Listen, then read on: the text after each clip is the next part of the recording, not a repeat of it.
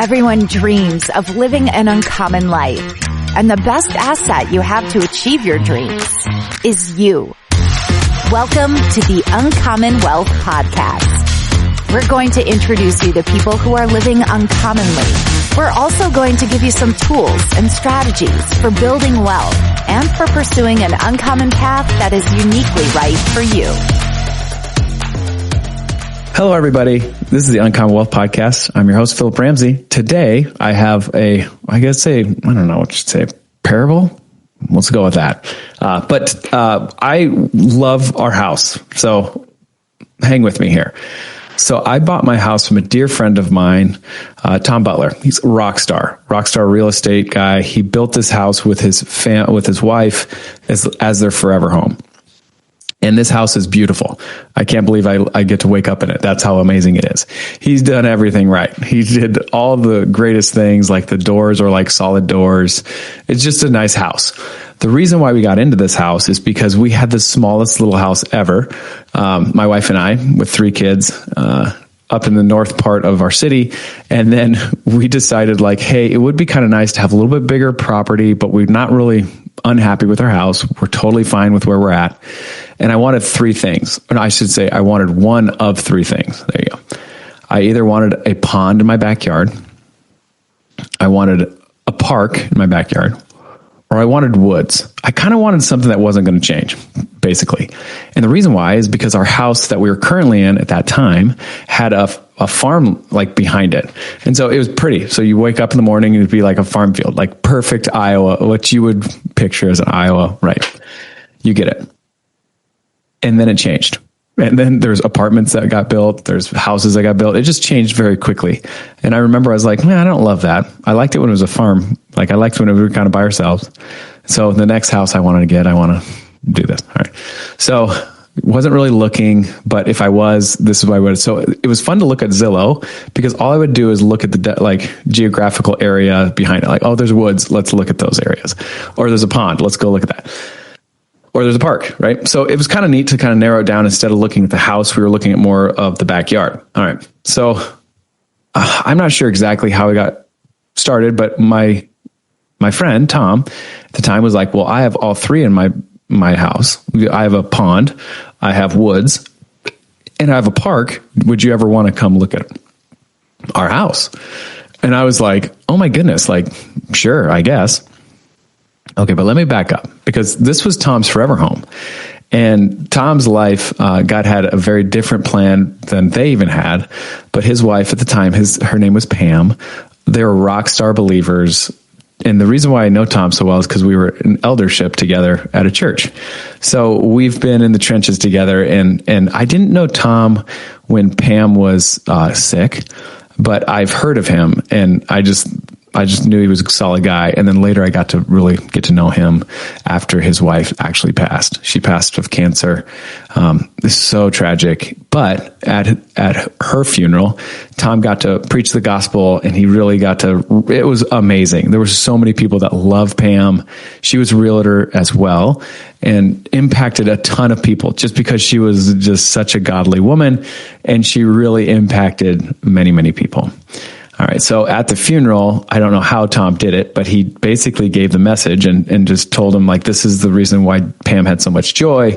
It was really cool. Okay. So she passed away and that was the reason why he was selling the house because I think I could be botching this. 5 years later, he got remarried, to an amazing woman. And they actually were, her husband died of cancer as well. So both of their spouses passed away and then they got connected and long story short, they got married. Well, his new wife was like, hey, I love your house, but it's just not our house, which totally understand. So then they started in the process again. He's a realtor, so he's looking for houses. But he didn't want to just sell the house that him and Pam had this whole vision of living their life to anybody else, right? Or to people they didn't know. So when he heard that I was looking and he heard my qualifications, he was like, well, I got all 3. You want to take a look at our house? So I remember my wife and I came over to look at it. It was a January. And he was like, hey, just park in the garage. Well, the garage has a heater. And that was not where we were at our old house. Anyway, but it was amazing. So we get in this garage and it's heated and I'm like, oh, that's top shelf. So we walk through this house and I remember telling Aaron, like, don't touch anything because like we can't afford this at all.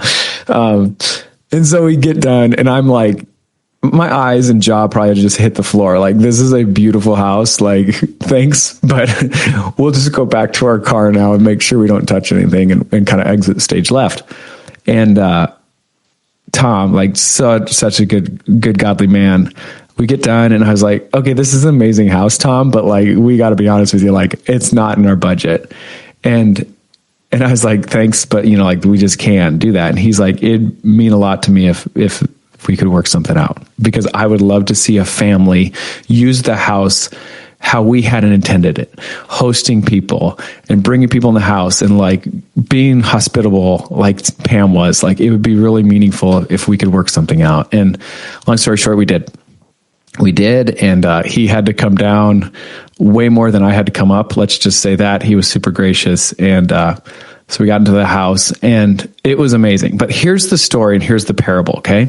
When Pam passed away, his small group, Tom's inner circle, let's just call him that, bought Pam a tree, and a tree in the backyard. And this tree is beautiful. And I know that Tom, still to this day, will text me and say, hey, can you take a picture of Pam's tree? That's what we call it, Pam's tree. And Pam's tree in the fall is the most beautiful tree in the neighborhood. Kid you not. And I can't believe it's in my backyard. And it like stays red for the longest time. So other trees are like long dead. And I'm telling you, Pam's tree is like a bright shining star, which is so perfect for the way that she lived her life and the way that God was in her life. It was awesome. So Pam's tree. Okay, so I know that Tom loves Pam's tree, and his small group, again, bought it for him. They planted it. And when they planted it, let me just back up. So when we got the house, I remember like, oh, this is an amazing tree. Like I'm praying like nothing happens to Pam's tree under my watch, right? And so we're in our house and I'm mowing, and this was maybe 3 or 4 weeks after we got the house. And my neighbor's like, hey, can I show you something? I'm like, yeah, sounds good. So we walk over and he walks towards Pam's tree. And I was like, oh dear. And when they planted Pam's tree, they had 2 like stabilizing bars in the ground. And then they had cables that would wrap around so it wouldn't, like if it was a big wind, it wouldn't. I guess that's fairly well known. When you buy a tree, they put stabilizers in there. Well, Tom just kept living his life, right? Like he loved looking at Pam's tree. I'm sure he just loved it. Well, in the course of the 5 years, it started to grow, and those wires started to like go inside. Like the tree almost started like growing around it, I guess. Like it was really suffocating the tree, if I'm being super honest. And I was like, oh my goodness, like we got to stop, like, so I cut the stabilizers off at that point. And I'm telling you, within like 2 years, this tree has grown. And I was like, this is such an amazing parable of how many things in our life we want to just try to protect with everything we have. And we just really close fist something. And yet maybe we're suffocating it. And maybe the things that we think are most important, we should let go and let God, or let the next person, shepherd and kind of do this. Now, the tree is thriving. And I just met with Tom, because we still meet. We have a good relationship, earlier this week. And he was like, hey, if you think about it, will you take a picture of Pam's tree? Which I do every year. But I was like, absolutely, man. And it made me think about just how much he cared for his wife. So that's amazing. But also cared for that tree as a representation of his wife. And in that, he never actually unsnipped the protective, I guess, cables that were supporting it. And I thought, what a really cool picture as business owners, as I've seen them start transitioning out and retiring. And just this thought that they are just so white knuckling their business that maybe there's another person that can step in and make the business even better than they ever imagined. I don't know, let that sink in. But it really hit home for me. It's like, what am I like white knuckling that I can't just open my palms and say, Lord, this is yours. And if there's somebody else out there that can do a better job, or I don't even know, do a better job, just have a different vision than what I had, and it's better and more glorifying to you, like, please do it. Like, and I would say there's been times at Uncommon Wealth Partners that there's been employees that have really leveled the bar up. But recently, Cody, as you guys know, has done such an amazing job, better than I ever could do, on things that I'm like, I'm just not gifted in. And our company is far better off because of it. We're way more efficient. And I'm like, this is a perfect example. Like, Lord, always help me have open hands to let other people do things that I never even thought was possible, and see what happens. And I think that's a perfect kind of like story just to talk about Pam Street. It's thriving, and I get to take pictures every year, and I get to smile and know that, like, well, for this season, I get to shepherd this tree. But really, the Lord's doing it all, because honestly, I'm not great with anything that grows in the ground, but the Lord is. And so anyway, I hope this story kind of resonates, makes you smile, but it has nothing to do with our house, but it has everything to do with how many things that we think are really ours, and then we just protect it so much that we can't even let it grow. This could really apply to my parenting too. So anyway, there's a lot of application here, but I hope that you got something out of it. Thanks for listening. Thanks for going on this journey with me at Uncommon Wealth Partners. I really appreciate it. If there's any way that we can help you or serve you, we'd love to do that. Till next time. Go be uncommon. That's all for this episode, brought to you by Uncommon Wealth Partners. Be sure to visit uncommonwealth.com to learn more about our services. Don't miss an episode as we introduce you to inspiring people who are actively pursuing an uncommon life.